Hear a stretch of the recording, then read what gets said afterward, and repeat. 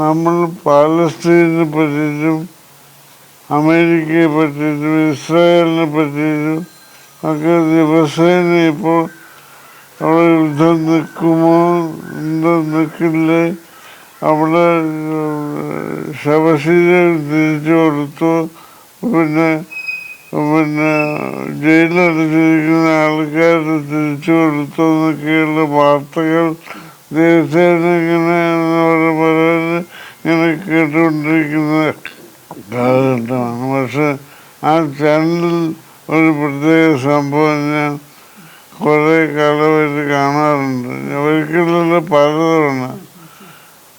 അതിൽ എനിക്ക് ബഹുമാനം തോന്നിയ ഒരു കാര്യം എന്താണെന്ന് വെച്ചാൽ, ലോകത്ത് കൃഷിക്കാര്യങ്ങളിൽ ഇത്രയധികം വിപ്ലവകരമായ മാറ്റങ്ങൾ കാണിച്ചു കൊടുത്ത, ലോകത്തിന് കാണിച്ചു കൊടുത്തുള്ള ഒരു രാജ്യമാണ് ഇസ്രായേൽ.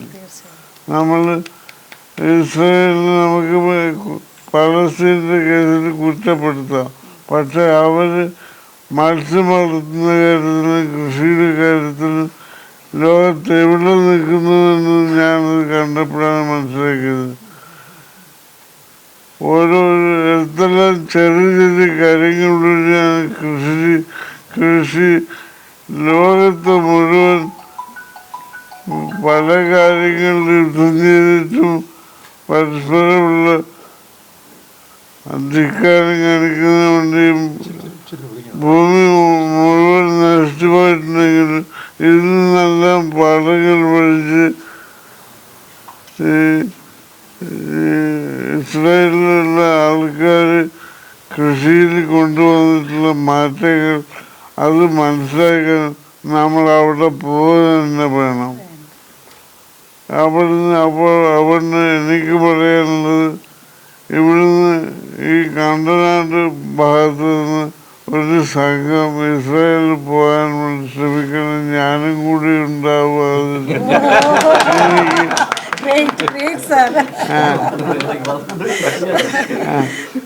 അതിന്റെ കാശ് മുഴുവൻ മനു എടുക്കുന്നതാണ്. തീർച്ചയായിട്ടും ഞങ്ങളുണ്ടാവും കൂടെ. അത് പഠിക്കുക തന്നെ വേണം. അതായത് മീൻ വളർത്തലിൻ്റെ കാര്യത്തിലും നമ്മൾ ഇന്നുവരെ കേട്ടിട്ടില്ലാത്ത പല പ്രത്യേകതകളും അവർ ഈ വെള്ളം ഉപയോഗിച്ച് മീനിനെ എങ്ങനെ കൂടുതൽ മീനുകളെ ഉൽപ്പാദിപ്പിക്കാം, വെള്ളം ഉപയോഗിച്ചിട്ട്, അല്ലാതെ ഭക്ഷണമല്ല, മീനിന് കഴിക്കുന്ന ഭക്ഷണമല്ല, വെള്ളം ഉപയോഗിച്ചിട്ട് മീൻ വളർത്തൽ എങ്ങനെ സമ്പന്നമാക്കാം എന്നൊക്കെ പഠിപ്പിക്കുന്ന തന്ത്രങ്ങൾ, ബുദ്ധിയാണ് അതിൽ. ഈ ഇസ്രായേലിൻ്റെ ആൾക്കാർ മാത്രമല്ല, ജൂതന്മാരും ലോകം മുഴുവനുമുള്ള ഒരുപാട് കാര്യങ്ങളിൽ, ബഹിരാകാശ കാര്യങ്ങളിൽ വരെ വിപ്ലവം സൃഷ്ടിച്ചിട്ടുള്ള ജൂതന്മാരാണ്. അതുപോലെ തന്നെ ഇസ്രായേലിൻ്റെ ഇന്നത്തെ അവസ്ഥ അത് പഠിക്കുക തന്നെ വേണം.